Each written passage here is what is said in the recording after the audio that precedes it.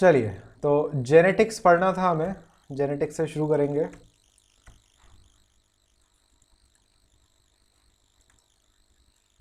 ठीक, चलो, तो होपफुली सब कुछ ठीक ठाक है। शुरू करते हैं, देखते हैं कितना झेल पाते हो तुम लोग, कितना हम तुम लोग को झेल पाते हैं। जो भी क्वेश्चंस पूछे जाएं चैट बॉक्स में लिखते रहना, इंटरैक्टिव रखोगे तो मज़ा आएगा पढ़ने में। सिर्फ सुनते रहोगे, आंसर नहीं दोगे तो सब बेकार है। और तुम लोग अगर रिस्पॉन्स सही नहीं करोगे तो फिर कोई क्लास व्लास नहीं लेने वाले हम। ठीक है, तो ओके सर लिख दो ज़रा सब लोग जो जो अवेलेबल हैं इधर, तो फिर शुरू करते हैं।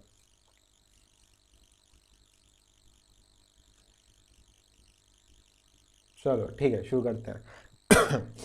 देखो बेटा, जेनेटिक्स में डिटेल में डिस्कस नहीं करेंगे, थ्योरेटिकल पार्ट डिस्कस नहीं करेंगे। यहाँ पर जो हम पढ़ने वाले हैं वो हम पढ़ेंगे जो क्रॉसेज हैं, ठीक है। और उन्हीं क्रॉसेज को धीरे धीरे पढ़ते पढ़ते हम जो कुछ इंपॉर्टेंट डेफिनेशंस वगैरह हैं उनको भी हम धीरे धीरे डिस्कस करते जाएंगे, ठीक है। तो पूरा डिटेल में वर्ड बाय वर्ड हम कुछ नहीं करने वाले हैं। जो मेन इंपॉर्टेंट है आपके बोर्ड से रिलेटेड, जो लोग रिवीजन कर रहे हैं और जो लोग फर्स्ट टाइम पढ़ रहे हैं, तो कोशिश पूरी करेंगे कि थोड़ा ठीक तरीके से आप इन चीज़ों को समझ पाएँ। ठीक है, तो चलिए शुरू करते हैं। और यहाँ पे एक की वीडियो ओपन है, क्या नाम है, शशि प्रभा जो भी है बेटा, नाम याद नहीं आ रहा। अपनी वीडियो ऑफ कर सकते हो बेटा आप, फालतू में आपका डेटा एक्स्ट्रा यूज़ होगा। ठीक है, वीडियो वाले पे टैप कर दो तो ऑफ हो जाएगा। बस ध्यान रखना कि जो स्क्रीन है वो हमारी विजिबल हो। शशि प्रभा, नाम ही भूल गए हम आपका बेटा, क्या है। चलो वीडियो ऑफ करते रहना आराम से। चलिए तो शुरू करते हैं फटाफट से। देखिए बेटा, जेनेटिक्स की अगर हम बात करें, स्पेलिंग्स एरर हो तो इग्नोर करना, क्योंकि हो सकता है लिखने में दिमाग ज़्यादा तेज चले और पेंसिल धीमे। ठीक है, यहाँ पे पहली गलत हो गई। तो जेनेटिक्स की बात करते हैं बेटा। जेनेटिक्स का मतलब है हम स्टडी करते हैं दो चीज़ों की। एक होती है हेरिडिटरी और दूसरा जो वर्ड है उसको हम बोलते हैं वेरिएशन। ठीक है, हेरिडिटरी और वेरिएशन, इन दोनों वर्ड्स का फटाफट से हम मतलब समझते हैं कि इनका मतलब क्या है। देखिए, जैसे कि अगर हम बात करें, आपके जो ग्रैंडफादर हैं, ठीक है, जो ग्रैंडफादर हैं, ग्रैंडफादर के बाद आपके फादर हुए, फादर के बाद आप हुए, और आपके बाद आपकी ऑफ स्प्रिंग हुई। ठीक है, अब यहाँ पे आम आदमी पार्टी नहीं है ये, ठीक है, समझ रहे हो। तो आपकी क्या हुई, ऑफ स्प्रिंग हुई। तो यहाँ पे अगर हम कैरेक्टर्स की बात करें, तो जो कैरेक्टर्स आपके ग्रैंडफादर में थे, आपके दादाजी में थे, उसमें से कुछ कैरेक्टर्स आपके फादर में ट्रांसफ़र हुए, आपके फादर से आपके अंदर ट्रांसफ़र हुए, और आगे फ्यूचर में आपसे आपके आगे होने वाली ऑफ स्प्रिंग में वो कैरेक्टर ट्रांसफ़र होंगे। So this transmission of characters from parents two of spring, इसको हम क्या बोलते हैं बेटा, हेरिडिटरी। क्या बोलेंगे, हेरिडिटरी। ठीक है, तो ये तो टर्म हो गया क्या, हेरिडिटरी। अब बात करते हैं कि ये वेरिएशन का क्या मतलब है। वेरिएशन का सिंपल सा मतलब है कि जो आपके ग्रैंडफादर हैं, ठीक है, उनकी जो शक्ल है, उनका जो एटीट्यूड है, उनके जो भी फीचर्स हैं, वो एग्जैक्ट 100% सेम नहीं होते हैं, या आपके फादर में वो एग्जैक्ट 100% सेम बिल्कुल भी नहीं है। मतलब कि हेरिडिटरी से जो जीन्स हैं, ठीक है, अब जीन्स बेटा समझते हो आप, 9th में भी पढ़े हो, 10th क्लास के फर्स्ट चैप्टर में भी आप जीन्स पढ़े हो, तो अब ये मत पूछना कि जीन्स क्या होती है। तो ग्रैंडफादर से जो जीन्स आपके फादर में गए, तो उसकी वजह से ये तो हो गई क्या, हेरिडिटरी। बट कुछ जीन्स जाने की वजह से थोड़ी बहुत सिमिलरिटी आपके ग्रैंडफादर और आपके फादर में आई, बट क्या वो एग्जैक्टली 100% सेम है, बिल्कुल 100% सेम नहीं होती है। तो थोड़े बहुत चेंजेस आना ज़रूरी है, और ये चेंजेस जो आते हैं उन चेंजेस को हम क्या बोलते हैं बेटा, वेरिएशन। तो हेरिडिटरी और वेरिएशन, इन दोनों से मिलके बनती है क्या, जेनेटिक्स। इसलिए हम जेनेटिक्स को क्या बोलते हैं, study of hereditary and variation. ठीक है, इसके बाद अगर हम बात करें, यस सर लिख दो बेटा, यहाँ तक पहले पढ़ा हो हेरिडिटरी वेरिएशन क्या होता है। Sir in twins does the genes are quite same. बेटा ये सब डाउट्स आपके बाद में लेंगे, अभी बस सुनो, ठीक है, डाउट्स हम आपके क्लियर कर देंगे। संध्या यादव। और आगे से फ्यूचर में क्लास ज्वाइन करो तो कोशिश करना अपने नाम की ईमेल आईडी बनाओ और फिर उससे ज्वाइन करो। यहाँ पे आपके पापा मम्मी के नाम से रहता है, कंफ्यूज होते हैं हम कि बोल कौन रहा है इधर।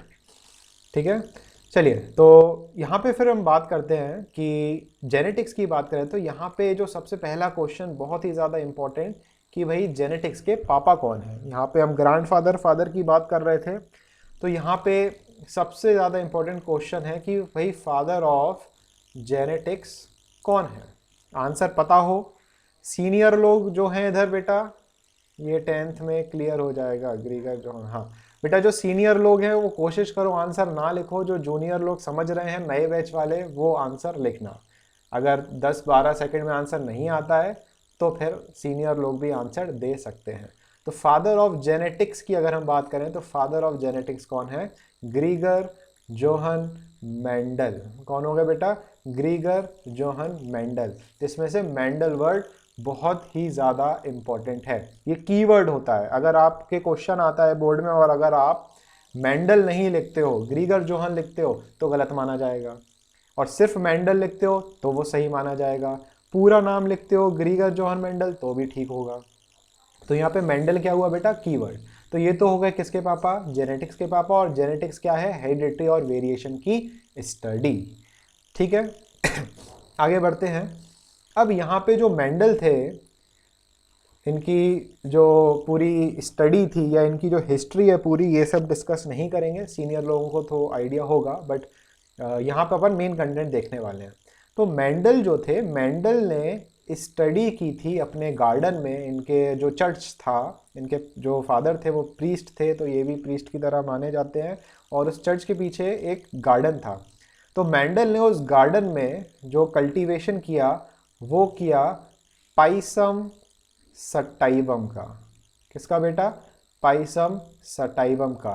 क्लास 9th में आपको नोमेनक्लेचर याद होगा कि किस तरीके से हम साइंटिफिक जो टर्म है वो हम लिखते हैं। तो पाइसम सटाइवम, पाइसम सटाइवम का जो कॉमन नेम है इसको हम बोलते हैं गार्डन पी। ठीक है, पी होती है बेटा मटर, मटर। अब तो समझ गए होगे ना, मटर सभी लोग समझते हैं, खाते भी हैं, मटर पुलाव में, मटर बिरयानी में, या मटर पनीर में, तो मटर सब समझते हैं।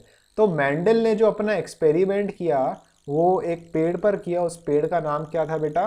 Pisum sativum. ठीक है, यस सर और ओके सर लिखते रहना ताकि हमें लगे कि हाँ तुम लोग समझते जा रहे हो, ऐसा ना हो कि सो रहे हो। और ध्यान से जब भी ऑनलाइन लेक्चर अटेंड किया करो आगे से भी, तो अपने पर्सनल ईयरफोन यूज़ किया करो, स्पीकर पे मत सुना करो। ये आवाज़ अगर स्पीकर पे सुन रहे हो तो अच्छी तरह समझ में नहीं आएगी, साउंड की प्रॉब्लम होगी, इसलिए अपने ईयरफोन रेडी रखना अगली बार से अगर अभी नहीं लगाए हो। और चैट बॉक्स में बिल्कुल इंटरेक्ट करते रहना, यस सर ओके सर, कुछ ना कुछ उसमें बोलते रहना कि हाँ सर समझ में आ रहा है, बहुत बढ़िया, इस तरीके से, ताकि आपका इंटरेक्शन बना रहे। अगर इंटरेक्ट नहीं करोगे बोर होना शुरू हो जाओगे और बस टाइम पास के लिए आपकी स्क्रीन ओपन रहेगी और खुद सो जाओगे।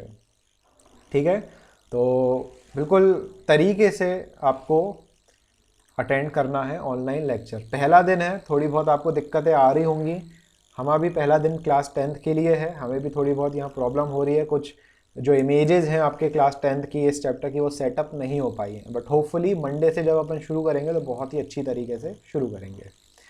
तो पाइसम सटाइवम, यस सर मज़ा आ रहा है। चलो यश वर्मा को तो मज़ा आ रहा है, बाकियों को मज़ा आ रहा है? किसको मज़ा नहीं आ रहा है लिख दो नो सर, बिल्कुल मज़ा नहीं आ रहा है, बोर कर रहे हो आप।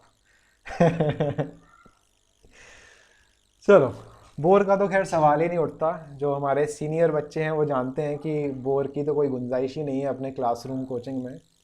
यहाँ पर बोर हो रहे हो तो वो बात अलग है, बट क्या करें, आप लोग के लिए नया है ये तो सीखना तो पड़ेगा। मुकुल साहू यस सर लिख रहा है, बोर हो रहा है क्या ये? अच्छा मज़ा आ रहा है इसको। यस सर यस सर, चलो ठीक है आगे बढ़ते हैं। तो मटर, मटर सभी ने खाई है भाई, सभी को पता है। अब देखिए अगला जो बोर्ड का क्वेश्चन है वो पूछा जाता है कि भाई ये जो मेंडल थे इन्होंने पाइसम सटाइवम, ठीक है ये स्मॉल में लिखते हैं बट अभी ये सब इग्नोर करते हैं अपन नोमेनक्लेचर। पाइसम सटाइवम जो है यही क्यों चूज किया? भाई आम का पेड़ चूज कर लेते, नीम का पेड़ चूज कर लेते, तुलसी का पेड़ चूज कर लेते, इनने मटर का ही पेड़ चूज क्यों किया? तो ये क्वेश्चन आता है एग्जाम में कि why did Mendel selected Pisum sativum, ठीक है, VUM। तो इसके कुछ दो तीन रीजन है। सबसे पहले तो पाइसम सटाइवम की जो लाइफ साइकिल होती है वो बहुत शॉर्ट होती है। कितनी? 3 to 4 मंथ। देखिए, जेनेटिक्स में एक्सपेरिमेंट करने के लिए ज़रूरी होती है जनरेशन्स। जनरेशन जो अभी आपको एग्जांपल दिया था, ग्रैंडफादर से फादर, फादर से आम आदमी पार्टी, मतलब कि आप से फिर ऑफ स्प्रिंग। बेटा GF ग्रैंडफादर है, कंफ्यूज मत हो जाना, बहुत चालू हो तुम लोग। तो यहाँ पे ग्रैंडफादर से फादर, तो ये जो जनरेशन है, इस जनरेशन में हम जो है जेनेटिक्स हमें पढ़ना होता है, और इसी जनरेशन के ही बेसिस पे हम जीन्स का पता लगा सकते हैं और स्टडी कर सकते हैं।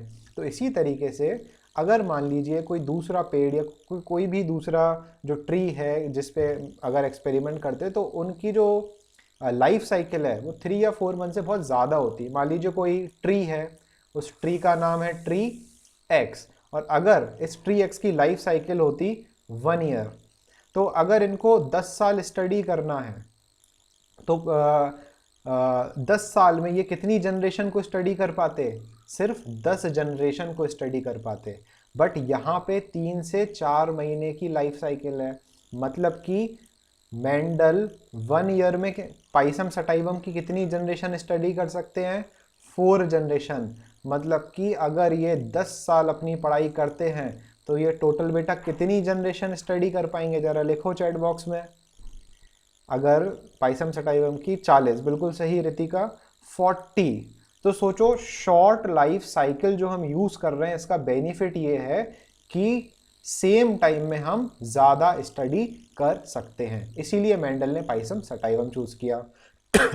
इसके बाद अगर बेटा हमें किसी भी ऑर्गेनिज्म में वेरिएशंस चाहिए, तो ज़रूरी है उन ऑर्गेनिजम्स के बीच में जो क्रॉस हो, वो कैसा क्रॉस हो? ये ऑर्गेनिज्म है बेटा, 2 ऑर्गेनिज्म है, उन ऑर्गेनिज्म के बीच में क्रॉस कैसा हो? Cross pollination. क्लास 9th में बेटा क्रॉस पॉलिनेशन आपने पढ़ा था, सेल्फ पॉलिनेशन, क्रॉस पॉलिनेशन। सभी को आता है ना क्रॉस पॉलिनेशन क्या होता है? किसी को नहीं आता हो तो बोल दो सर क्रॉस पॉलिनेशन नहीं आता, लिख दो, तो अभी हल समझा देंगे। सॉरी। तो सभी को क्रॉस पॉलिनेशन आता है। अब देखो बेटा, अगर हम सेल्फ पॉलिनेशन करेंगे यहाँ पे, मतलब कि जो मान लीजिए ये जो पेड़ है, ये उसकी रूट्स हो गई, ये पाइसम सटाइवम हो गया, एक फ्लावर ये हो गया, एक फ्लावर ये हो गया।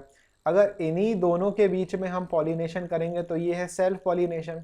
और सेल्फ पॉलिनेशन करेंगे तो वेरिएशंस जो हैं ये देखने को नहीं मिलेगा। क्यों? क्योंकि जो ऑर्गेनिज्म या जो नया पेड़ प्रोड्यूस होगा वो एकदम आइडेंटिकल प्रोड्यूस होगा, तो कोई फायदा ही नहीं हुआ। इसीलिए हमें, अगर हम पेड़ यूज कर रहे हैं तो यहाँ पे क्रॉस पॉलिनेशन जरूरी है, मतलब कि पाइसम सटाइवम या जो पी प्लांट है वो ये वाला अलग होना चाहिए और ये वाला पी प्लांट अलग होना चाहिए। PEA है, ठीक है, PEE और कुछ होता है जो अभी तुम लोग नहीं जा सकते हो। यहाँ पे तो पूछ भी नहीं सकते sir may I go to toilet, पता ही नहीं कोई टॉयलेट में बैठ के सुन रहा हो लेक्चर, किसी का कोई भरोसा नहीं है। तो चलिए, तो जैसे भी सुन रहे हैं दूसरों को पता नहीं चलना चाहिए कि आप कहाँ पर हैं, ठीक है। चलिए तो आगे बढ़ते हैं। तो यहाँ पे मटर की बात करें, ये मटर का पेड़ अलग है, ये मटर का पेड़ अलग है, और दोनों अलग अलग पेड़ों में हम पॉलिनेशन करेंगे तो कौन सा होगा? Cross pollination. और जब क्रॉस पॉलिनेशन होगा तभी हमें बेटा क्या दिखाई देगा? वेरिएशन दिखाई देगा। समझ रहे हो? तो यहाँ पर और आगे स्क्रीन थोड़ा साफ सुथरा कर लेते हो। तो यहाँ पे पहला पॉइंट हमें बेटा क्या मिला? शॉर्ट लाइफ साइकिल, ठीक है। दूसरा हमें क्या मिला कि यहाँ पर इनकी जो क्योंकि इनको हमें क्या कराना है? क्रॉस पॉलिनेशन कराना है, इसलिए ये ईजिली इमेस्कुलेटेड हो जाते हैं, ईजिली इमेस्क्यूलेशन, ठीक है, यहाँ पर किसी सीनियर ने पीछे आंसर कहीं लिखा था थोड़ी देर पहले, यश वर्मा ने ही लिखा था, ईजली इमैस्कुलेशन और बैगिंग और शॉर्ट लाइफ स्पैन। ठीक है, अब जो नए बच्चे हैं उनको क्वेश्चन होगा कि सर ये इमैस्कुलेशन क्या होता है। बेटा जो भी इधर पे नए बच्चे हैं जो पहली बार पढ़ रहे हैं, ज़रा न्यू लिख के भेज दो चैट बॉक्स में, ताकि हमें आइडिया हो कि कितने नए बच्चे हैं इधर। 1 2 3 4 5, 1 2 3 4 5, क्या बात है, सिर्फ 5 बच्चे। 5 से ज़्यादा तो पुराने बच्चे हैं, पुराने बच्चों में ज़्यादा इंटरेस्ट है पढ़ने का नए बच्चों से। मतलब कहाँ जा रहा है ये देश, क्या होगा इस देश का। हैं? चलिए, तो नए बच्चे सिर्फ 5 हैं, तो बच्चों आप ही के लिए मेन लेक्चर लग रहा है। नए बच्चों को तो सब आते ही है, उनका तो रिवीजन चल रहा है। इमैस्कुलेशन का मतलब होता है, थोड़ा सा क्लास 9th का डिस्कस करते हैं। क्लास 9th में बेटा फ्लावर आपने पढ़ा था, जिसमें फ्लावर के 4 इंपॉर्टेंट वर्ल्स होते हैं। ठीक है, 3rd और 4th हम बता दे रहे हैं, 1st और 2nd नए बच्चों आप लोग टाइप करके लिखो। फर्स्ट वर्ल्ड ए से शुरू होता है, 2nd जी से शुरू होता है, जो 3rd है इसको हम क्या बोलते हैं, कैलेक्स, और जो 4th वर्ल्ड है उसको हम क्या बोलते हैं, कोरोला। तो फटाफट से लिखो कि युगलीना क्लासेस ने लिख दिया, कंपटीशन दे रहा है ये, दे रही है ये युगलीना क्लासेस। तो कैलिक्स, कोरोला, एंड्रोशियम और गाइनोशियम। ठीक है, तो फर्स्ट हो गया एंड्रोशियम, दूसरा हो गया गाइनोशियम। एंड्रोशियम कैसा पार्ट होता है बेटा, मेल पार्ट। गाइनोशियम कैसा होता है बेटा, फीमेल पार्ट। ठीक है, ये 9th का है, पता होना चाहिए। इमैस्कुलेशन का क्या मतलब है कि अगर एक फूल है, ठीक है, रफ डायग्राम बना रहे हैं, तो ये क्या है, फ्लावर, इसमें एंडोशियम भी है और इसमें गाइनोशियम भी है। तो अगर इमैस्कुलेशन का मतलब होता है सिंपल टर्म में removal of male part of flower, मतलब कि male part of the flower को रिमूव करना। तो ये वाला जो मेल पार्ट है जिसको एंडोशियम कहते हैं, अगर इसको रिमूव नहीं किया तो इसके पॉलन ग्रेन्स उड़ के सीधे इसमें चले जाएंगे और क्या हो जाएगा, सेल्फ पॉलिनेशन। सेल्फ पॉलिनेशन होगा तो पूरा एक्सपेरिमेंट बेकार। इसीलिए हम इस मेल पार्ट को हटा देते हैं पूरे फ्लावर्स में से। जो पेड़ है पाइसम सटाइवम, उसके जितने फ्लावर्स हैं उसमें से सारे फ्लावर्स में से हम मेल पार्ट को हटा देते हैं। तो जब मेल पार्ट नहीं रहेगा तो सेल्फ पॉलिनेशन का कोई चांस नहीं है। इसीलिए दूसरे फ्लावर से ही मेल पार्ट से एंथर उड़ के इसके स्टिग्मा पे आएगा, और कौन सा पॉलिनेशन होगा बेटा, क्रॉस पॉलिनेशन होगा। ठीक है, तो शॉर्ट लाइफ साइकिल है और इजीली इमैस्कुलेट हम इसको कर सकते हैं। इसीलिए मेंडल भाई साहब जो थे अपने, उन्होंने कौन सा पेड़ लिया, पाइसम सटाइवम, मतलब कि मटर। समझ में आया बच्चों, यस नो कुछ लिख दो। चलिए, अब आते हैं हम कि पाइसम सटाइवम जो था, उस पाइसम सटाइवम में मेंडल भाई साहब ने 7 कैरेक्टर्स लिए थे। कितने कैरेक्टर्स बेटा, 7 कैरेक्टर्स। तो अब वो 7 कैरेक्टर्स जो है, यहाँ पे फोटो कहाँ चली गई, ये रही फोटो। यहाँ पे फोटो की बात करते हैं, थोड़ा और जूम कर लेते हैं। चलिए, सभी को इमेज विजिबल है,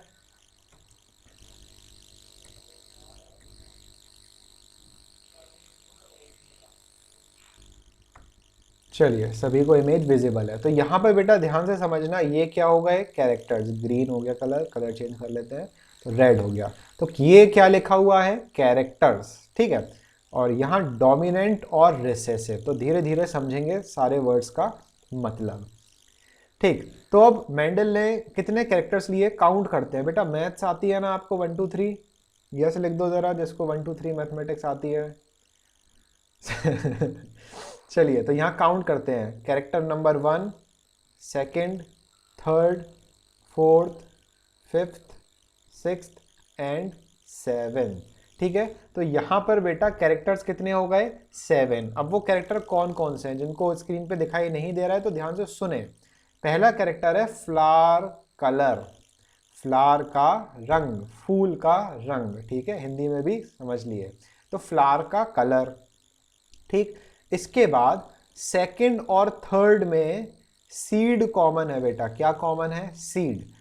एक कैरेक्टर है जिसमें सीड का कलर हम पढ़ेंगे और दूसरा कैरेक्टर है जिसमें सीड का शेप हमें देखना है। फिर फोर्थ और फिफ्थ ये भी कॉमन है जिसमें पॉड कॉमन वर्ड है। पॉड क्या होता है? पॉड क्या होता है? पूछना है, मतलब कि टाइप करना है बेटा आपको। क्या होता है पॉड? गमला गमला नहीं होता है पॉड। हिंदी में भी लिख दो, कोई दिक्कत नहीं है। पॉड का मतलब होता है छिलका। क्या बेटा? छिलका, मटर का छिलका। तो ये जो हरा हरा दिखाई दे रहा है आपको, ठीक है, ये क्या है? पॉड का छिलका। ठीक, तो कैसा है पॉड का कलर? आपने मटर देखी होगी, है हरे कलर की भी होती है और येलो कलर की भी आपको मिल जाती है, जो मटर का छिलका होता है। पॉड का शेप, आपके घर में मटर जब भी आई तो आपको पता होगा कि जो मटर होती है वो एकदम फोली फोली सी होती है, बढ़िया स्मूथ सी होती है, और कुछ मटर होती हैं जो कंस्ट्रक्टेड होती हैं, सुकड़न वाली, रिंकल्ड होती हैं। ठीक है, छिलके की बात कर रहे हैं इधर पे। ठीक, इसके बाद फिर फ्लावर की पोजीशन। बेटा दो पोजीशन होती हैं, जैसे ये स्टेम है। स्टेम समझते हो? हाँ समझते ही होगे, इंटेलिजेंट बच्चे हो तुम लोग। तो स्टेम की बात करें, अगर फ्लावर किनारे किनारे इस तरीके से लगा हुआ है, ये फ्लावर लगा हुआ है, तो ये फ्लावर की पोजीशन होती है बेटा एक्सियल। क्या पोजीशन हो जाएगी? एक्सियल। और अगर हम बात करें जो फ्लावर है वो एकदम टर्मिनल पे लगा हुआ है, तो यहाँ पे फ्लावर की पोजीशन क्या हो जाएगी? टर्मिनल। बड़ा ही सिंपल सा है। ठीक है, तो यहाँ फ्लावर अगर किनारे और यहाँ अगर फ्लावर टर्मिनल है। अभी ये समझते हैं ये डायग्राम्स के बारे में। और सेवेंथ है प्लांट की हाइट। तो ये 7 कैरेक्टर्स हैं, पूरे के पूरे 7 कैरेक्टर्स आपको याद होना चाहिए, पूरी टेबल याद होना चाहिए। अभी हाल याद कराते हैं आपको। जो पुराने बच्चे हैं रिवाइज कर लो, भूल गए हो तो टेबल याद कर लेना। अभी बायो का पेपर बोर्ड का हुआ नहीं है, कभी भी गुड न्यूज़ आ जाएगी और पेपर शुरू हो जाएगा, तो बिल्कुल प्रिपेयर रहना। फ्लावर के कलर की बात करते हैं। अब बेटा यहाँ पर अगर आप देखो, दो वर्ड लिखे हैं, डोमिनेंट और रिसेसिव ट्रेट। ये वर्ड है ट्रेट, ये वर्ड है कौन सा? कैरेक्टर। समझते हैं दोनों ही, कैरेक्टर भी समझते हैं और ट्रेट भी समझने की कोशिश करते हैं। कैरेक्टर फॉर एग्जाम्पल आपके लेते हैं आई का कलर। ठीक है, आपकी आंखों का कलर, ये क्या हो गया बेटा? कैरेक्टर। अब ट्रेट का मतलब है कि आंखों के कौन से कलर, समझ रहे हो? तो गुड न्यूज़, हाँ बेटा, जिसको इस चैप्टर में दिक्कत आ रही हो, गुड न्यूज़ मूवी देख लेना, बहुत कुछ समझ जाओगे। बट वो रिप्रोडक्टिव सिस्टम के बाद अगर देखेंगे बच्चे तो ज़्यादा समझ में आएगा, उसके लिए भी तो बहुत टाइम है। चलो, तो यहाँ पे आई कलर की बात करते हैं। तो आई कलर बेटा, या तो जो नॉर्मल कलर है वो जो बच्चों का या जो लोगों का होता है ब्लैक, या तो वो कौन सा कलर होता है? ब्राउन कलर होता है। ठीक है, अब स्पेशल कलर्स की बात करें तो जैसे ऐश्वर्या राय हो गई, या जैक एफ्रॉन हो गया, ठीक है, या टेलर स्विफ्ट हो गई, इनके नाम हो सकता है कुछ बच्चे पहली बार सुन रहे हैं। तो इन भाई साहब और बहन जी लोगों के कलर बेटा कैसे हैं? ब्लू कलर की आंखें होती हैं। कुछ लोग हैं जिनकी आंख का कलर बेटा ग्रीन भी होता है। किसी को पता हो कोई सेलिब्रिटी जिनकी आंख का कलर ग्रीन है तो जरा नाम लिख के बताओ। आयुष, आयुष की आंख का कलर ग्रीन है? पता नहीं। हिमांशी कुशवाहा, अपनी कोचिंग का Ayush, Angelina Jolie, Angelina Jolie का कलर शायद बेटा गर्भप्रवाह, शायद रोनाल्डो। ठीक है, तो बाकी आप जानो। तो बेटा अब वापस स्क्रीन पे फोकस करो, बस बस बस बस बस। अब यहाँ पे स्क्रीन पर फोकस करो जल्दी से। तो कैरेक्टर बेटा क्या है? आई का कलर। और ट्रेट क्या हो गए? उनके वेरिएशंस। ठीक है, इसी तरीके से एक कैरेक्टर जैसे क्या है? हाइट। ठीक है, तो इसमें ट्रेट क्या हो जाएगी? या तो वो इंसान टॉल होगा, या वो इंसान क्या होगा? ड्वार्फ होगा, लंबू या छोटू, इस तरीके से। ठीक है, हाँ बेटा, यश वर्मा, एमा स्टोन, ठीक है, स्पाइडरमैन बहुत देख रहे हो तुम लग रहा। तो टॉल होगा या ड्वार्फ होगा, तो ये बेटा क्या हो गया, हाइट कैरेक्टर, और टॉल ड्वार्फ क्या होगा, ट्रेट। कैरेक्टर और ट्रेट अगर समझ में आ गई हो तो यस सर लिखो, फिर आगे बढ़ते हैं जल्दी से। ठीक है, बहुत सारे एग्जाम्पल दे दिए हैं, तो कैरेक्टर और ट्रेट समझ में आ गया होगा। ठीक है बेटा, जो भी बोर हो रहा है बगल में नमकीन बिस्किट रख लो और उसको खाते रहो, और माइक ऑफ रखना, नहीं तो तुम्हारे चबाने की आवाज़ सबको आएगी। और पानी पीते रहो और ईयरफोन लगा के सुनते रहो ध्यान से, पूरे फोकस के साथ। ठीक है, चलो, तो कैरेक्टर और ट्रेट सभी को क्लियर है। एक बार ज़रा ये पूरी स्क्रीन अपन ब्लैंक कर देते हैं ताकि अच्छी तरह समझते हैं।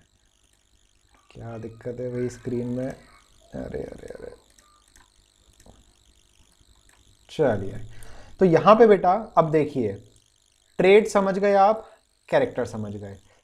अब यहाँ पे दो नए वर्ड आ गए, डोमिनेंट और रिसेसिव। ये भी बड़े मज़ेदार वर्ड है। ठीक है, अब इसमें डोमिनेंट और रिसेसिव के लिए बड़ा अच्छा सा एग्जाम्पल समझना। आपके घर की ही बात करें, अभी बेचारे सब लोग घर पे हैं और घर वाले आपके पापा मम्मी पता नहीं आप प्यारे प्यारे बच्चों से कितना काम करवा रहे होंगे। ठीक है, हम भी बेटा फंसे हुए हैं, ऐसी कोई बात नहीं है, सब एक ही थाली के चट्टे बट्टे हैं, सब फंसे हुए हैं इधर। ठीक है, तो यहाँ पे अगर हम बात करते हैं, जैसे अगर फॉर एग्ज़ाम्पल कि आपके जो फादर हैं, आप अपने फादर से बहुत डरते हो। ठीक है, और ये हो गए आप। ठीक है, सन की जगह अपन लिख देते हैं आप। ठीक है, अब अगर हम बात करें, आपके पापा ने जैसे बोला कि बेटा जाओ ज़रा झाड़ू लगा दो। क्या बोला आपके पापा ने कि जाओ बेटा झाड़ू लगा दो। अब आपकी ये हिम्मत नहीं है कि आप अपने पापा से बोलो कि नहीं पापा नहीं लगा रहे झाड़ू, क्या कर लोगे देखते हैं, है ना, ऐसा नहीं होगा। आप बिल्कुल अपना सिर झुका के प्यारे बच्चों की तरह झाड़ू उठाओगे और शुरू हो जाओगे झाड़ू लगाना। तो यहाँ पर बेटा अगर आपकी बात करें तो आप हो गए यहाँ पर क्या, रिसेसिव। और आपके जो पिताजी हैं बेटा, ये पिताजी क्या हो गए, डोमिनेंट। मतलब कि आपके पापा आपके ऊपर हावी हैं और आप बेचारे कुछ नहीं कर सकते, आपको झाड़ू तो लगाना ही पड़ेगी। एक एग्जाम्पल और ले लेते हैं, जितने भी जो यहाँ पे गर्ल्स हैं इधर पर जो हंस रही हैं, तो यहाँ पर एक एग्जाम्पल और ले लेते हैं जल्दी से। तो यहाँ पर एग्जाम्पल ये है कि भाई जैसे आपकी मदर हैं और क्या हो, आप हो। अब आपकी मदर ने बोला कि जा बेटा किचन में, और किचन में जाके बढ़िया सा खाना बनाओ। ठीक है, और बढ़िया गुस्से में बोला और आपको अपनी मम्मी से बहुत डर लगता है, तो आप चुपचाप से किचन में जाओगे और बढ़िया से मोमोज बना दोगे। आपके घर वाले बोल रहे हैं बेटा अच्छी सी सब्जी बनाओ, और आपने क्या बना रखा, मोमोज। तो गला एक घुमा के बढ़िया सा झापड़ आप में, फिर आपको खाना बनाना ही पड़ेगा, जो सिंपल खाना सभी लोग खाते हैं।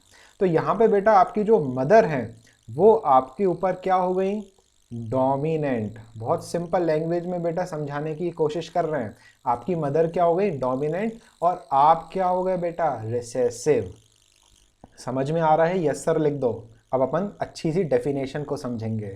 ठीक है, फटाफट से यस सर लिख दो जिनको पल्ले पड़ा डोमिनेंट और रिसेसिव। ठीक है, तो बेटा यहाँ पर सिंपल सा मतलब है, डोमिनेंट ट्रेट वो होती है जो रिसेसिव ट्रेट को क्या कर दे, सप्रेस कर दे, दबा दे, दबा के रखे। और डोमिनेंट ट्रेट खुद क्या हो जाती है बेटा, एक्सप्रेस। सिंपल सा है। रिसेसिव ट्रेट क्या हो गई, रिसेसिव ट्रेट वो ट्रेट होती है जो खुद क्या होती है, सप्रेस, ताकि डोमिनेंट ट्रेट क्या हो जाए, एक्सप्रेस। सिंपल सी बात है, डोमिनेंट ज़्यादा होती है, हावी होती है, रिसेसिव हावी नहीं हो पाती है। समझ गए बेटा। अब वापस डायग्राम पर आ जाओ। डोमिनेंट भी क्लियर हो गया आपको, रिसेसिव भी क्लियर हो गया, कैरेक्टर भी आप समझ गए और ट्रेट भी आप समझ गए। अब आगे का समझते हैं। अब बात करते हैं फ्लावर का कलर। पाइसम सटाइवम जो मटर है बेटा, इसमें अगर फ्लावर का कलर देखें तो उस पूरे पेड़ में जो हावी कलर है, डोमिनेंट कलर है, वो कौन सा है, पर्पल। सिंपल सा है, पर्पल। और जो रिसेसिव कलर है वो कौन सा कलर है, वाइट। मतलब कि पर्पल कलर वाइट कलर पर डोमिनेंट है, इसलिए वाइट कलर सप्रेस हो जाता है और पर्पल कलर डोमिनेंट और एक्सप्रेस हो जाता है, इसलिए पेड़ में पर्पल कलर दिखाई देता है। लिख दो ओके सर, अगर समझ में आया हो इतना सा। ठीक है, युगलीना क्लासेस को समझ में आ गया, कल को पैरामीशियम ना खुल जाए, बड़ा डर संकट लगा हुआ है इधर अमीबा क्लासेस को, कंपटीशन बढ़ता जा रहा है। चलिए, तो पर्पल और वाइट, तो यहाँ पे आपको बेटा पूरे टेबल में याद क्या रखना है कि डोमिनेंट कौन सा है कलर, पर्पल, और रिसेसिव कौन सा है, वाइट। सीड की बात करें तो सीड में बेटा जो सीनियर बच्चे हैं उनको एक ठेले की दुकान याद आ रही होगी, जरा लिखो कमेंट में किसका ठेला याद आया आपको, दयाराम का। चलो बहुत बढ़िया, जो खाती बाबा एरिया के हैं उनको पता होगा कि दयाराम कौन है। तो यहाँ पे एक बढ़िया सा एग्जांपल लेते हैं। अब बेटा यहाँ पे समझना, सीड, ठीक है, मटर आप खाते ही हो। बट घर पे जितनी भी आपने मटर देखी हैं, जो आप मटर पुलाव में, मटर बिरयानी में, मटर कबाब में, मटर पनीर में डालते हो, उनका जनरली कलर कैसा होता है, ग्रीन कलर, ठीक है। बट जब आप दयाराम की गोलगप्पे खाने जाते हो और वहाँ पर भी आपको मटर खानी होती है, तो वहाँ पर मटर का कलर आपको कैसा दिखाई देता है बेटा, येलो कलर। तो जब भी सीड के कलर की बात हो, नॉर्मली अपने दिमाग में क्या आता है कि भाई ग्रीन कलर डोमिनेंट है, क्योंकि ज़्यादातर आप ग्रीन कलर देखते हो। और यहीं पर एक कैच है कि ये उल्टा है, ठीक। तो ये पॉइंट इंपॉर्टेंट है कि डोमिनेंट कलर कौन सा है बेटा, येलो कलर। तो येलो कलर याद रखने के लिए दयाराम को याद कर लेना, ठीक है। और ग्रीन कलर क्या हो जाएगा, रिसेसिव। क्लियर, ओके सर लिख दो, क्लियर। ठीक है, बहुत बढ़िया। फिर आते हैं हम सीड शेप। अब मटर, वही बात करने की, भाई पापा और मम्मी क्या काम करवा रहे हैं बच्चों को, उन्होंने मटर पकड़ा दी कि बेटा चलो मटर छीलो, अगर मटर पुलाव, मटर बिरयानी, मटर कबाब, मटर पनीर खाना है। तो आप शुरू हो गए मटर छीलना। अब मटर जैसे आपने छीलना शुरू कर दी, तो आप उसमें सीड्स देखते हो कि कुछ सीड्स हैं जो एकदम राउंड होती हैं और कुछ सीड्स हैं जो रिंकल्ड होती हैं। तो राउंड सीड किस में आ जाएगी बेटा, डोमिनेंट में, और रिंकल्ड सीड किस में आ जाएगी, रिसेसिव की कैटेगरी में। छिलके की बात करते हैं, पॉड की बात करते हैं, तो ग्रीन कलर छिलके का डोमिनेंट है और येलो कलर छिलके का रिसेसिव है। अब आपको समझ में आने लगा होगा कि अपन क्या डिस्कस कर रहे हैं, ठीक है। फिर छिलके का शेप की बात, ये तो बेटा छिलके का कलर हो गया ये वाला, और नीचे पॉड का शेप।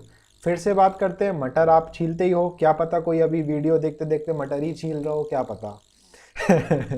तो अगर हम यहाँ मटर के छिलके की बात करें, तो शेप की बात करें, तो अगर फूली हुई मटर है, ठीक है, उसमें ऐसा लगे जैसे हवा भरी है, तो वो उसको हम क्या बोलते हैं, इन्फ्लेटेड। और अगर पिचकी हुई मटर है तो वो क्या हो जाएगी, कंस्ट्रक्टेड। तो इन्फ्लेटेड डोमिनेंट है और कंस्ट्रक्टेड कैसी है बेटा, रिसेसिव, ठीक है। फिर फ्लावर की पोजीशन, अगर फ्लावर एक्सियल है, मतलब कि किनारे लगा हुआ है, तो एक्सियल, और एक्सियल क्या है बेटा, डोमिनेंट, और टर्मिनल एंड पर लगा है तो टर्मिनल पोजीशन क्या है, रिसेसिव। ये ध्यान रखना है। फिर सबसे ज़्यादा इम्पॉर्टेंट, जो बहुत ज़्यादा एग्जाम में आने वाला है, वो है प्लांट की हाइट। तो प्लांट अगर टॉल है, लंबा है, लंबू है, तो वो लंबा प्लांट क्या है बेटा, डोमिनेंट। और अगर प्लांट छोटू है, छोटंकू है, छोटा सा है, तो वो रिसेसिव हो जाएगा, मतलब कि ड्वार्फ हो जाएगा। समझे।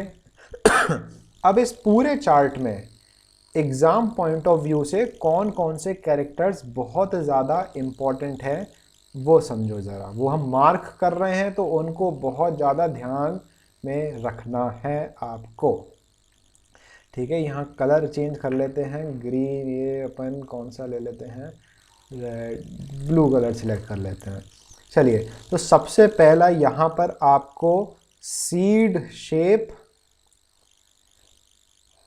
और सीड कलर, ये डिब्बा याद रखना है आपको। ये आप पढ़ोगे डाई हाइब्रिड क्रॉस में, इसी का एग्जाम्पल से हम समझेंगे। तो आपको पता होना चाहिए, सीड का कलर दयाराम, मतलब कि येलो कलर डोमिनेंट, और सीड का शेप राउंड डोमिनेंट, और मोनो हाइब्रिड क्रॉस में हम सबसे लास्ट वाला बॉक्स देखेंगे, कौन सा बेटा, प्लांट की हाइट। ठीक है, पूरी की पूरी टेबल याद रखना ज़रूरी है, क्वेश्चन कैसे भी आ सकता है, बट जो हम क्वेश्चंस अपने जो प्रैक्टिस में हम देखेंगे वो जनरली जो बोर्ड में भी ज़्यादातर पूछे जाते हैं वो सीड का कलर, सीड का शेप, ये जनरली आता है डाई हाइब्रिड क्रॉस में। जो बच्चे पहली बार डाई हाइब्रिड क्रॉस सुन रहे हैं, अभी अपन आगे डिस्कस करेंगे शायद मंडे को। ठीक है, तो डाई हाइब्रिड क्रॉस और ये जो प्लांट की हाइट है ये वाला जनरली हम डिस्कस करते हैं किसमें बेटा, मोनो हाइब्रिड क्रॉस में। अब फटाफट से अगर बोर होने लगे हो तो बोर लिख दो, और पढ़ना है तो कंटिन्यू लिख दो। जैसी वोटिंग होगी उस हिसाब से अपन कंटिन्यू करेंगे, और अगर कंटिन्यू करेंगे तो फिर पूरा मोनो हाइब्रिड क्रॉस के ही बाद ख़त्म करेंगे।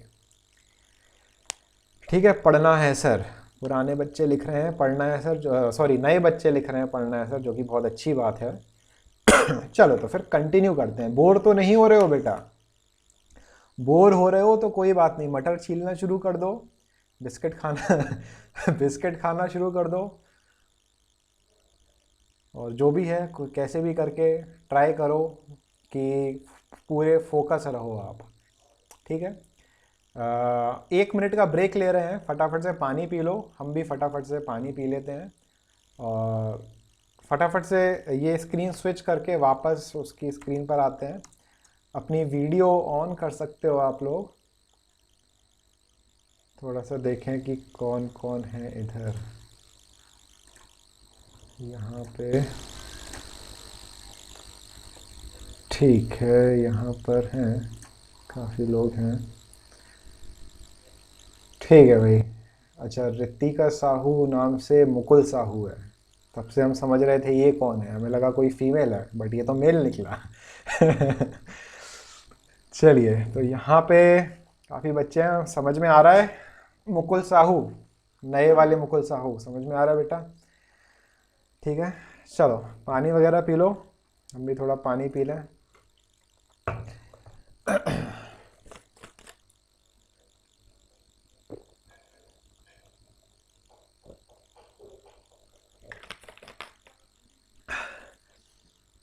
शहबाज, शहबाज, शाबाश, समझ में आ रहा है बेटा?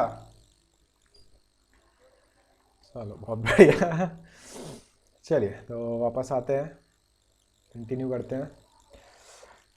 शहबाज, ये लेक्चर में बोर थोड़ी ना होते हैं। ठीक है, और बहुत अच्छे अच्छे कमेंट्स लिख रहे हो तुम लोग। वो पढ़ाया पढ़ रहे इसलिए थोड़ा बोर हो रहा है। अच्छा, यश बोर हो रहा है, कोई बात नहीं बेटा, ट्रिमर लो एक बार और मार लो, ऐसे एंटरटेनमेंट हो जाएगा चलिए आगे बढ़ते हैं, वीडियो ऑफ कर सकते हो अपनी। चलिए स्विच करते हैं फटाफट से चलो, आई होप स्क्रीन दिखाई देने लगी होगी। स्क्रीन टाइप करके भेज दो अगर स्क्रीन विजिबल हो गई हो आपको दोबारा से। मोनो हाइब्रिड समझ लेते हैं, से है बहुत लेक्चर बहुत ज़्यादा लंबा हो जाएगा, क्योंकि मोनो हाइब्रिड शुरू करेंगे तो फिर ख़त्म होना ज़रूरी है, और उसमें हो सकता है 2 बज जाए, मतलब अगर अच्छी तरह डिटेल में समझना है तो 2 बज सकता है। तो क्या किया जाए ठीक है सर, तुम लोग के लिए तो ठीक है बेटा, हम तो ऑनलाइन क्लास 11 बजे से ले रहे हैं, 3 घंटे हो गए एक चेयर पर बैठे बैठे। पहले 9th क्लास की ली, फिर आपकी अब 10th क्लास की शुरू है। चलिए कोई नहीं।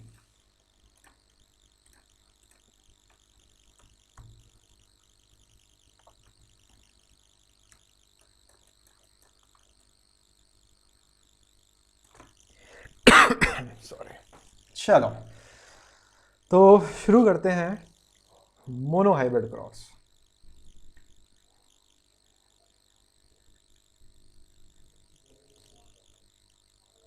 राइटिंग बहुत अच्छी आ रही है इस बार, क्या बात है, आराम आराम से लिख रहे हैं शायद इसलिए। हाँ सर, बाद में आप रेस्ट कर लो, अरे कितने अच्छे बच्चे हो, चलो कुछ तो ध्यान है तुम लोग को, आसिफ सर का भी। हम भी यही सोच रहे बेटा, बाद में पढ़ लेते हैं, आज फर्स्ट लेक्चर था तो थोड़ा अपन ने वार्म अप कर लिया, और मंडे से अपन मोनो हाइब्रिड क्रॉस फिर शुरू करते हैं, है ना। लॉकडाउन में राइटिंग अच्छी हो गई है तो क्योंकि पूरा बड़ा सा टॉपिक है ये, इसलिए हम चाह रहे हैं कि एक बार में अपन 1 घंटे मंडे को पढ़ेंगे तो पूरा मोनोहाइब्रिड अपन क्लियर कर लेंगे। ठीक है, तब आप लोग ने बोल दिया कि मंडे से ही, तो फिर अपन उसको मंडे से ही करते हैं। ठीक है, तो वीडियो ओपन कर सकते हो।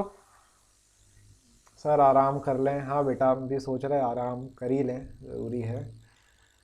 ठीक है भाई, किसी को कोई ऑब्जेक्शन तो नहीं? अभी तो नहीं पढ़ना है। मंडे को अपन अच्छी तरह मोनोहाइब्रिड पढ़ेंगे डिटेल में। हम नहीं चाहते कि फटाफट स्पीड में ख़त्म हो जाए तो जो नए बच्चे हैं उनको समझ में ना आए।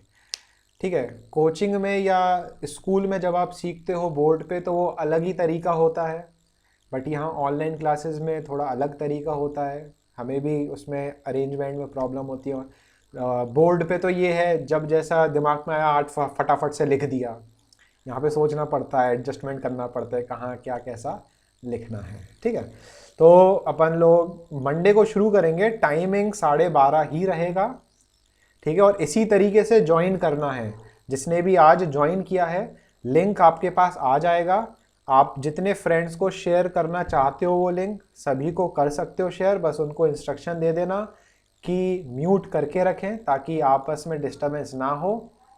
और अगली बार से कोशिश करें, जो भी अलग अलग नाम से आ रहे हैं, एक पर्सन रिकनेक्टिंग नाम से आया था और जैसे मुकुल साहू दूसरे नाम से है, तो कोशिश करो अगर आपकी खुद की ईमेल आईडी नहीं है तो एक अपने नाम की ईमेल आईडी बनाओ और उसी से गूगल मीट पे लॉगिन करो, ताकि हमें थोड़ा सेटिस्फेक्शन रहे कि कोई फालतू पर्सन ऐड नहीं है, कोई अननोन ऐड नहीं है ना। क्योंकि हमारे पास रिक्वेस्ट आती है तो हम यही सोच के ऐड करते हैं कि अपने कोई पर्सन जान पहचान का है। तो कोई भी फालतू बच्चा इसमें नहीं होना चाहिए जिसको पढ़ना नहीं और सिर्फ टाइम पास कर रहा है। इसलिए कोशिश करो। पर उससे कनेक्ट नहीं हो रहा था, तो हो सकता है बेटा रिक्वेस्ट ठीक तरीके से नहीं भेज रहे हो। तो ये ये अनुपम राय अब आई है, पता नहीं, तो हो सकता है आप लोग रिक्वेस्ट अच्छी तरीके से नहीं भेज रहे हो इसलिए नहीं आ रहे हो। तो प्रॉब्लम आए तो दूसरी आईडी से लॉगिन कर सकते हो, बट कोशिश करो कि अपने ही नाम से आप रहो। रिमझिम राय, बेटा लेक्चर ख़त्म हो चुका है, आप क्लास में लेट हो गए हो इसलिए आपको क्लास से बाहर निकाला जाता है। रिमझिम, जो भी आप बोल रहे हो बेटा सुनाई हमें नहीं देगा। जो भी आप बोल रहे हो उसको टाइप करके लिखो। टाइप करोगे तो हमें पता चल जाएगा कि आपकी क्या दिक्कत हो गई थी कि टाइम से नहीं आ पाए। और अगर टाइम से नहीं आ पाए तो ये क्लास रिकॉर्ड हो रही है, यूट्यूब पे आप सुन सकते हो, तो आपका कुछ स्किप नहीं होगा। मंडे से कोशिश करना सभी लोग 12:30 पे राइट टाइम पे रहें। 12:25 पर लिंक शेयर हो जाएगा, तो आपके पास पूरे 5 मिनट हैं एंट्री करने के लिए, ये ध्यान रखना। फिर अगर लेट हो गए तो फिर चांसेस हैं, क्योंकि बेटा स्क्रीन जैसे ही स्विच हो जाती है, आप जो स्क्रीन देखने लगते हो वाइट स्क्रीन, तो वो हमारे लैपटॉप पर भी आ जाती है। तो फिर यहाँ पे जो रिक्वेस्ट भेज रहे हो आप लोग वो हमें विजिबल नहीं होती है, और जब विजिबल नहीं होगा तो फिर हम उसको एक्सेप्ट नहीं कर पाएंगे। इसलिए कोशिश करो टाइम से रहो और पढ़ते रहो। जो पुराने बच्चे हैं जिनका बोर्ड का एग्ज़ाम है अभी आने वाला है, रिवाइज हो गया होगा, ऐसे ही करते रहो। और जो नए बच्चे हैं बेटा कोशिश करो थोड़ा सीरियस हो जाओ, सिंसियर हो जाओ। और जब भी पढ़ो तो हाथ में कॉपी पेन होना चाहिए, कान में ईयरफोन लगे होना चाहिए ताकि डिस्टर्बेंस ना हो, हमारी आवाज़ एकदम साफ आए आपके पास। और बहुत अच्छी तरीके से उसको पढ़ो। कॉपी पेन होना चाहिए ताकि जो पढ़ा रहे हैं जो आप अपने हिसाब से लिख सकते हो। जैसे हमने आपको एग्जाम्पल दिया कैरेक्टर और ट्रेट का, आँखों का कलर, ये सब आपको नोट्स में भी साथ ही साथ लिखते जाना है ताकि जब आप बाद में उसको समझने की कोशिश करो तो वो सामने आपके विजिबल हो। तो इस चीज़ का आपको ध्यान रखना है। ठीक है, तो बैच ख़त्म करते हैं। मंडे को 12:30 शुरू करेंगे और फ्यूचर में आपका फिर टेस्ट भी ऑनलाइन टेस्ट होगा। ठीक है, अभी 9th क्लास का मंडे को टेस्ट होने वाला है, तो लिंक शेयर करेंगे तो आप उसको देख सकते हो कि किस तरीके से टेस्ट कंडक्ट होगा। तो फिर 10th क्लास का भी टेस्ट लिया जाएगा, फर्स्ट चैप्टर का और फिर सेकंड चैप्टर का, जैसे जैसे हम पढ़ते जाएंगे। तो उसमें सभी लोग ज्वाइन कर सकते हैं और बहुत मज़ेदार टेस्ट होगा। उसमें करेंगे, आगे एक्सप्लेन करेंगे आपको टेस्ट के बारे में, बहुत एंटरटेनिंग टेस्ट होगा। ठीक है, तो चलिए रेस्ट कर लेते हैं, हम खाना पीना खा लेते हैं, आप लोग भी लंच कीजिए बढ़िया। तो मिलते हैं मंडे को। गुड बाय, टेक केयर, टाटा बेटा। युगलीना क्लासेस, कल को पैरामीशियम ना आ जाए, पैरामीशियम उसके बाद पता नहीं कौन कौन आने वाला है। चलिए बेटा, गुड बाय। आप लोग एंड कॉल कर सकते हो, लास्ट में हम फिर एंड कॉल कर लेंगे। आप लोग एंड कॉल कर लो फटाफट से। जो भी है रिमझिम मंडे को टाइम पे रहना आप बेटा, ठीक है। चलिए एंड कॉल कर सकते हो। Good bye everyone. Garv, Mukul, चलिए यहाँ पर भी सभी लोग गए, सभी लोग एंड कॉल कर लें। चलो बाय बाय बेटा एंड गुड आफ्टरनून।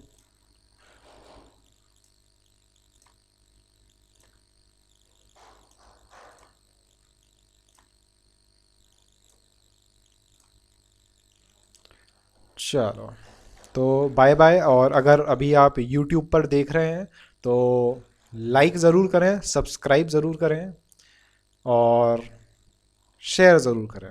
तो मिलते हैं अगली वीडियो में। Tata bye bye.